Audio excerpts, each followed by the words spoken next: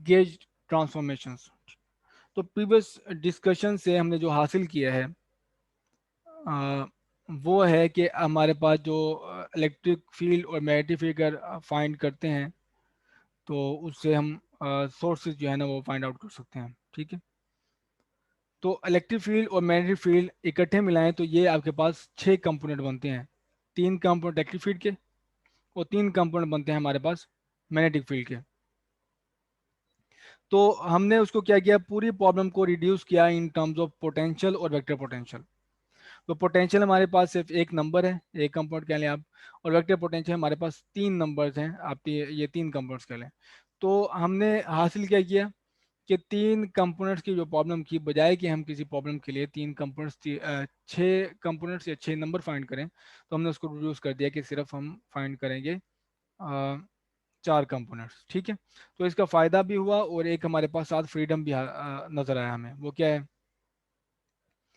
कि हम इस हवाले से कि 6 कंपोनेंट्स की जो प्रॉब्लम थी हमने रिड्यूस की 4 में, तो हम इनके ऊपर एक एक्स्ट्रा कंडीशन भी इम्पोज कर सकते हैं। आपको याद होंगी इलेक्ट्रोस्टैटिक के केस में हमारे पास मैंने आपको कहा था कि पोटेंशियल को आप इन टर्म्स ऑफ पोटेंशियल में आप कोई भी कांस्टेंट एक ऐड कर सकते हैं, सब्ट्रैक्ट कर सकते हैं। ठीक है, जो कि गिव वो देगा आपको सेम इलेक्ट्रिक फील्ड। ठीक है, तो हम इलेक्ट्रोस्टैटिक केस में ये हमारे पास चॉइस होती थी कि कोई भी रेफरेंस पॉइंट चूज कर लें पोटेंशियल का, हम किसी को भी ग्राउंड कहते थे। ठीक है, जिससे हमारे पास इलेक्ट्रिक फील्ड चेंज नहीं होती थी, क्योंकि electric field as a derivative of potential था। तो आप अगर पोटेंशियल में कोई भी कांस्टेंट ऐड कर दें तो उसका डेरिवेटिव हमारे पास 0 होता है। ठीक, तो अगेन हम वो उन एक्स्ट्रा कंडीशंस पे जाते हैं कि हम इन पे क्या इम्पोज कर सकते हैं, पोटेंशियल किस तरह के कंसीडर कर सकते हैं। और वो बेसिकली हमारे पास फ्रीडम क्या है, जिस फ्रीडम में अलाउ करता था कि पोटेंशियल में कोई भी वैल्यू आप ऐड कर दें, सब्ट्रैक्ट कर दें। और वही फ्रीडम आप अगर मैग्नेटोस्टैटिक में याद करें कि हमारे पास मैग्नेटिक फील्ड केस में भी एग्जिस्ट करता है कि जिसमें हमने डाइवर्जेंस ऑफ वेक्टर पोटेंशियल 0 लिया हुआ था। तो हम वो extra condition electric vector potential और पोटेंशियल पे इम्पोज कर सकते हैं गिवन दैट कि हमारे पास इलेक्ट्रिक फील्ड और मैग्नेटिक फील्ड चेंज ना हो। ठीक है, कि अगर मैं पोटेंशियल में कोई भी मैनिपुलेशन करूं उसे क्रॉसपोर्ट इलेक्ट्रिक फील्ड चेंज ना हो, या वेक्टर एक वेक्टर पोटेंशियल में चेंज करूं तो इन दोनों में इकट्ठा चेंज करूं ऐसे कि इलेक्ट्रिक फील्ड चेंज ना हो और ना मैग्नेटिक फील्ड चेंज हो। तो मेरे पास ये फ्रीडम यहाँ पे मौजूद है। तो इस फ्रीडम को हमने एक्सप्लोर करना है। सपोज हमारे पास दो तरह के दो पोटेंशियल है, एक V है और एक A है। ठीक है, और दूसरे पोटेंशियल हमारे पास V प्राइम और A प्राइम। तो ये एक सेट ऑफ पोटेंशियल है और ये दूसरा सेट ऑफ पोटेंशियल है। दोनों की प्रॉपर्टी ये है हमारे पास कि वो हमें सेम इलेक्ट्रिक फील्ड और मैग्नेटिक फील्ड देते हैं। ठीक है तो पोटेंशियल डिफरेंट, लेकिन हमें सेम इलेक्ट्रिक फील्ड और मैग्नेटिक फील्ड देते हैं हमें। तो हम ये क्वेश्चन पूछते हैं कि by how much can differ. तो ये कितना कितना ये एक दूसरे से डिफरेंट हो सकते हैं कि हमारे पास ये दोनों पोटेंशियल का जो सेट है ये हमें सेम इलेक्ट्रिक फील्ड और मैग्नेटिक फील्ड है। तो मैंने ये किया है कि हमारे पास लेट से जो ए प्राइम यानी कि वेक्टर पोटेंशियल है वो ए से अल्फा डिफरेंट है, और वी प्राइम जो पोटेंशियल है वो बीटा जो है बीटा डिफरेंट है वी से। ठीक है, तो V prime minus V is equal to beta है, A prime minus A is equal to है अल्फा।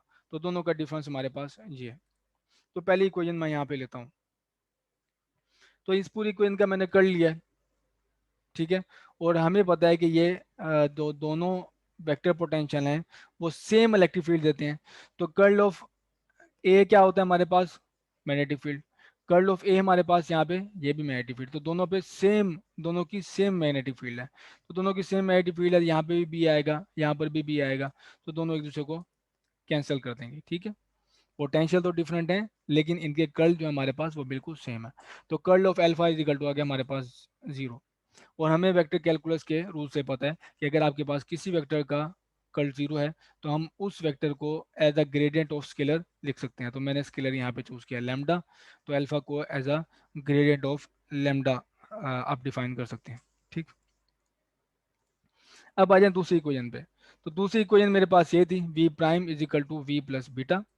तो इस केस में मैंने दोनों तरफ ले लिया ग्रेडियंट, और ग्रेडियंट लेने के बाद जो दूसरी मैंने इक्वेशन ली है वो है पोटेंशियल वाली। ठीक, तो पोटेंशियल वाली मेरे पास इक्वेशन है, मैं आपको दोबारा शो कर दूं भाई ये। ठीक है, A prime is equal to A plus alpha. तो इसका मैंने ले लिया है ग्रेडियंट, और इसका ले लिया मैंने टाइम डेरिवेटिव। वो क्यों लिया वो अभी आप देख लेंगे, क्योंकि मैंने इलेक्ट्रिक फील्ड सेम करनी है दोनों में। तो दोनों को मैंने एक दूसरे में ऐड कर दिया माइनस के साथ। तो डेल्टा वी प्राइम और पार्शियल ए प्राइम पार्शियल टी, दोनों इस तरफ ऐड किया, और दोनों को नेगेटिव साइन नेगेटिव ले लिया। तो इधर भी मैंने यही किया, दोनों तरफ एडिशन की, एडिशन है, लेकिन यहाँ पे मैंने नेगेटिव साइन शो कर दिया है, वो कन्वीनियंस के लिए कि हमें ये पता है ये वैल्यू किसके इक्वल है, इलेक्ट्रिक फील्ड के। ठीक है, ये वैल्यू किसके इक्वल है, इलेक्ट्रिक फील्ड के। ठीक है, क्योंकि हमने शुरू में कहा हुआ था कि ये दोनों जो सेट ऑफ पोटेंशियल हैं, प्राइम्स वाले और अनप्राइम वाले, दोनों सेम इलेक्ट्रिक फील्ड जनरेट करते हैं। तो यहाँ पे भी हमारे पास इलेक्ट्रिक फील्ड यही, यहाँ पे भी इलेक्ट्रिक फील्ड यही, ये दोनों जीरो हो जाएंगे। और हमारे पास ये इक्वेशन बन जाएगी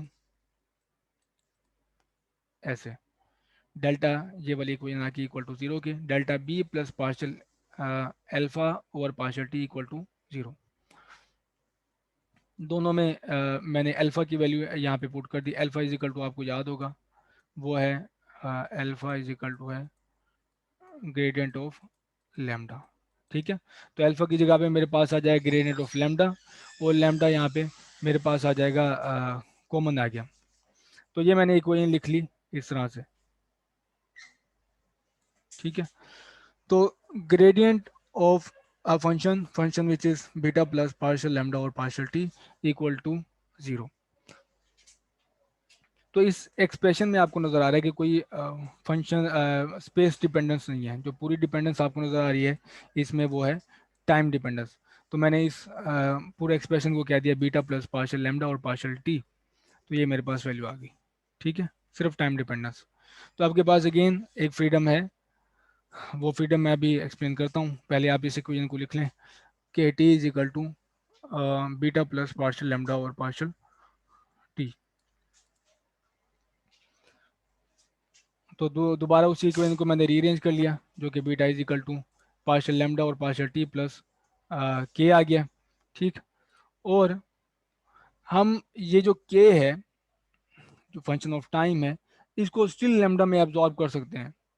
वो क्यों, क्योंकि हमारे पास लेमडा जो है, अ, हमारे पास वो फ्रीडम मौजूद है जो हम अभी डिस्कस कर रहे थे, कि हम लेमडा को में ये चीज़ अगर ये फैक्टर ऐड कर दें, ठीक है, तो हमारे पास ये जो के टी है वो जाता रहेगा। वो किस तरह से, कि अगर मैं लेमडा को रिप्लेस कर दूं इस पूरे एक्सप्रेशन से, ठीक है, तो ये बन जाएगा माइनस पार्शल, जो नया लेमडा है ये न्यू लेमडा है, पार्शल टी, और साथ आ जाएगा माइनस पार्शल और पार्शल टी, और यहाँ पे आ जाएगा मेरे पास, ये देखें ये टाइम डेरिवेटिव इंटीग्रेशन है, के T prime D T prime.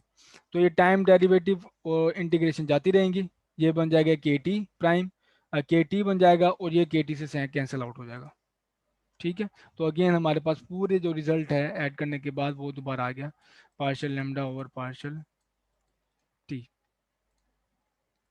तो इस तरह से मैंने जो के नया फंक्शन डिफाइन किया है, इसको मैं एब्जॉर्ब कर सकता हूँ इन लेमडा।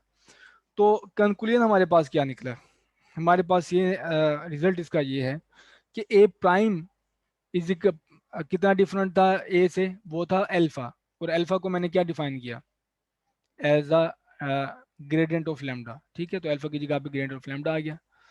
वी प्राइम वी से डिफरेंट था बीटा, और बीटा की वैल्यू मेरे पास यहाँ पे क्या आई है, वो मैंने अभी आपको शो की, माइनस पार्शियल लेमडा और पार्शियल टी। तो बीटा की वैल्यू मेरे पास यहाँ पे आ गई। तो आप ये कोई से भी लेमडा, आपके पास ये फ्रीडम एग्जिस्ट करता है कि आप कोई सा भी लेमडा लें जो कि ये एक्सप्रेशन हमारे पास होल्ड करता हो। ठीक है, ये आपके पास फ्रीडम है। तो आपके पास इसके क्रॉसपोंड जो इलेक्ट्रिक फील्ड और मैग्नेटिक फील्ड सेम आएंगी, जैसे कि मैंने यहाँ पे स्टेट किया हुआ है, एडिंग डेल्टा लेमडा टू ए। आप डेल्टा लेमडा, ये delta u lambda, delta lambda add कर दें ए में, कोई कोई भी पोटेंशियल है, ये हमारे पास वो है स्केलर फंक्शन है, एक स्केलर फंक्शन, उसका ग्रेडियंट आप ए में ऐड कर दें, और साइमल्टेनियसली इसी स्केलर फंक्शन का टाइम डेरिवेटिव v में से सब्ट्रैक्ट कर लें, ठीक है। तो इसके कॉरस्पॉन्ड जो आपके पास इलेक्ट्रिक फील्ड मैग्नेटिक फील्ड आएंगी वो चेंज नहीं होगी, वो बिल्कुल सेम होगी। तो ये हमारे पास फ्रीडम एग्जिस्ट करता है कि हम लैम्डा खुद से ले सकते हैं, लेकिन लैम्डा एक साइड पे हमने उसका जो ग्रेडियंट है ऐड करना है ए में, और उसका पार्शियल टाइम डेरिवेटिव v में सब्ट्रैक्ट करना है, ठीक है। तो इससे इस चेंजिंग्स के बाद भी आपके पास इलेक्ट्रिक फील्ड और मैग्नेटिक फील्ड बिल्कुल सेम होंगी, चेंज नहीं होंगी। तो याद करें, दोबारा मैं आपको याद दिला रहा हूँ कि इलेक्ट्रिक फील्ड इलेक्ट्रोस्टैटिक केस में हमारे पास फ्रीडम एग्जिस्ट करती थी कि आप पोटेंशियल के अंदर कोई भी एक जो कांस्टेंट है ऐड कर सकते हैं। तो कांस्टेंट ऐड करने से आपके पास इलेक्ट्रिक फील्ड चेंज नहीं होती थी। मैग्नेटिक फील्ड के केस में आपके पास जो चॉइस थी वो वेक्टर पोटेंशियल की डाइवर्जेंस थी। आप कोई भी डाइवर्जेंस ले सकते थे, चॉइस ले सकते थे इसकी डाइवर्जेंस ऑफ वेक्टर पोटेंशियल की, उससे मैग्नेटिक फील्ड चेंज नहीं होती। तो यहाँ पे इलेक्ट्रोडायनामिक्स में जब आपके पास सोर्सेज टाइम डिपेंडेंट है, यहाँ पे आपके पास चॉइसेस ही हैं। आपने चेंज एक में नहीं करना, बल्कि दोनों electric field magnetic field coupled हैं। तो आपको अगर एक में चेंज करना है तो दूसरे में भी चेंज करना पड़ेगा। एक में अगर आपने ये लैम्डा चूज किया है तो लैम्डा एक में आप ग्रेडियंट ग्रेडियंट लेंगे और दूसरे में टाइम डेरिवेटिव इसका सब्ट्रैक्ट करेंगे। ठीक है। अच्छा, यहाँ पे अक्सर बच्चों को ये हमेशा वो सोचते रहते हैं, मैं भी कई मरतबा ये सोचता हूँ कि गेज ट्रांसफॉर्मेशन क्या है। ये नाम बड़ा मुश्किल से है। तो गेज ट्रांसफॉर्मेशन बेसिकली यही है जो आपको इस स्लाइड में नजर आ रही है कि आपके पास एक फ्रीडम एग्जिस्ट करता है, क्योंकि आपके पास जो इलेक्ट्रिक फील्ड के कॉरस्पॉन्ड जो पोटेंशियल होता है यूनिक नहीं होता। पोटेंशियल जो यूनिक नहीं होते। कई सारे potentials same electric field produce कर सकते हैं, कई सारे वेक्टर पोटेंशियल और potential same electric field produce करते हैं। तो आप इस तरह से एक चॉइस खुद से ले सकते हैं, जिस तरह से अगेन आप इलेक्ट्रोस्टैटिक पोटेंशियल में एक कांस्टेंट को ऐड सब्ट्रैक्ट कर सकते हैं, जिसको इंजीनियरिंग में कहते हैं ग्राउंड करना, ठीक है। आप ग्राउंड किसी आप उसको कर दें, किसी मेटल प्लेट को कर दें या फिर अर्थ को कर दें, वो आपकी मर्जी होती है। तो पहली प्रॉब्लम हमारे पास 10.3 है, उसमें पोटेंशियल गिवन है, ठीक। पोटेंशियल है v इज इक्वल टू 0 है, और हमारे पास वेक्टर पोटेंशियल है -1/4πε0 qt/r² और r यूनिट वेक्टर। तो ये फनी सा पोटेंशियल गिवन है। अब देखोगे कि एट द एंड ये निकलता क्या है। हमने फाइंड करना है, इसमें सोर्सेज फाइंड करना है बेसिकली, ठीक है। पोटेंशियल गिवन है, हमने सोर्सेज बताने हैं कि वो क्या है। तो इलेक्ट्रिक फील्ड की कोई हमें पता है, वो है minus delta V minus partial A और पार्शल टी। वी जीरो है तो यहाँ पे जीरो आ जाएगा। ए का आप टाइम डेरिवेटिव लोगे, सिर्फ टी अपेयर हो रहा है, तो आपके पास यहाँ पे माइनस के साथ ये प्लस हो जाएगा, और ये टी का डेरिवेटिव आपके पास 1 हो जाएगा। तो आप यहाँ पे देखें electric field is equal to 1/4πε0 q/r² r unit vector. ये देखें, ये इलेक्ट्रिक फील्ड है आपके पास एक पॉइंट चार्ज की, जो कि ओरिजिन में प्लेस हो, ठीक है। ये बिल्कुल वही है, हमारे पास ये इलेक्ट्रिक फील्ड है एक पॉइंट चार्ज की जो कि ओरिजिन प्लेस हो। और अगर आप ऐसा कर लें, हमें एटी फील्ड में आपको कर्ल नहीं शो करा, क्योंकि अब आप आसानी से इसको अब तक वैल्यूएट कर लेते हैं आप इसको कर्ल को। तो कर्ल आप देखोगे कि यहाँ पे ज़ीरो होगा। एक और चीज़ अगर मैं आपको हिंट दूँ कर्ल के ज़ीरो होने का, तो आप यहाँ पे देखें आर प्राइम और आर स्क्वायर है, ठीक है। तो यहाँ पे आप देख सकते हैं कि ये ज़ीरो होगा। एंड अदर चॉइस हमारे पास जो हम देखते आए हैं कि पोटेंशियल 1/4πε0 के ओवर आर है, और ए अगर इज इक्वल टू 0 तो वो भी आपको इलेक्ट्रिक फील्ड सेम देगा, वो भी आपको इलेक्ट्रिक फील्ड एग्जैक्टली सेम देगा। क्योंकि इस केस में अगर आप ये पुट करो तो ये टर्म जीरो हो जाएगी, और इसका अगर आप डेरिवेटिव लो तो एग्जैक्टली ये अपेयर हो जाएगा नेगेटिव के साथ, बिल्कुल सेम। तो आप ये देख रहे हैं डिफरेंट चॉइस ऑफ पोटेंशियल के कॉरस्पॉन्ड आपको सेम इलेक्ट्रिक फील्ड मिल रही है, और यहाँ पे आप देखो मैग्नेटिक फील्ड भी सेम मिलेगी। तो different choice of potential correspond आपके पास सेम इलेक्ट्रिक फील्ड है और सेम मैग्नेटिक फील्ड। दोबारा हम इस प्रॉब्लम पे आते हैं। तो जो एविडेंटली आपके पास ओरिजिन में पड़ा हुआ है, जो पोटेंशियल है चार्ज है, जिससे कॉरस्पॉन्ड पोटेंशियल है या सॉरी इलेक्ट्रिक फील्ड है। तो यहाँ से हम डिनोट कर सकते हैं कि rho is equal to Q delta cube into R. तो ये सिर्फ हमारे पास नॉन जीरो कब होगा रिजल्ट, जब आपके पास आर जीरो पुट करोगे। आर जीरो पुट करोगे तो delta is equal to Q मिल जाएगा आपके पास, और जे हमारे पास evidently is equal to zero है, जो कि इस मैक्सवेल इक्वेशन से भी हमें पता चल जाता है। अब आ जाए 10.5 पे। 10.5 पे देखें, अब मैं वो आपको गेज फ्रीडम फंक्शन दिखा रहा हूँ, गेज फ्रीडम दिखा रहा हूँ आपको। कि किस तरह से आप एक लैम्डा को चूज करके पोटेंशियल्स को चेंज कर सकते हो, लेकिन आपके पास इलेक्ट्रिक फील्ड और मैग्नेटिक फील्ड बिल्कुल सेम रहेंगी। तो मैंने लैम्डा चूज किया, वो ये है, lambda is equal to -1/4 Q T over R. ठीक है, तो इस लैम्डा के कॉरस्पॉन्ड मैंने ये चूज की, वो गेज फ्रीडम वाली इक्वेशन यूज की, V prime is equal to V minus partial lambda और पार्शियल। तो याद रहे ये मेरे पास पोटेंशियल है, वी कौन सा है, ये 0 है, और ये मेरे पास ये है। तो अब मैं इस लैम्डा के लिए नए पोटेंशियल और नए वेक्टर पोटेंशियल फाइंड करना चाहता हूँ, लेकिन आप देखोगे दोनों के लिए इलेक्ट्रिक फील्ड और मैग्नेटिक फील्ड बिल्कुल सेम होगी। तो नया मेरे पास पोटेंशियल आएगा, ये 0 है, ये देखें ये 0 था, इसकी जगह पे मैंने इसका डेरिवेटिव लिया, टाइम डेरिवेटिव, ये देखो टी था, तो मेरे पास ये देखो पोटेंशियल आ गया 1/4 क्यू ओवर आर।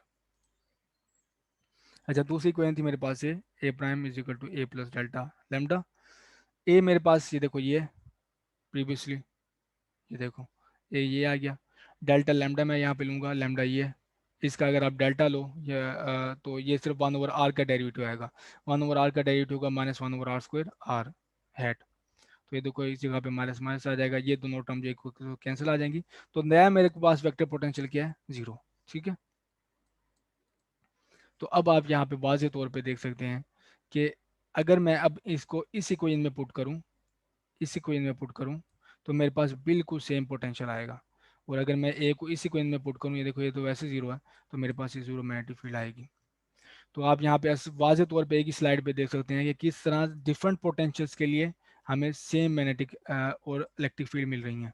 तो ये हमारे पास फ्रीडम है जिसे हम गेज ट्रांसफॉर्मेशन कहते हैं, गेज फंक्शन है यहाँ पे हमारे पास जो लैम्डा है, जो हमें सेम इलेक्ट्रिक और मैग्नेटिक फील्ड दे रहा है।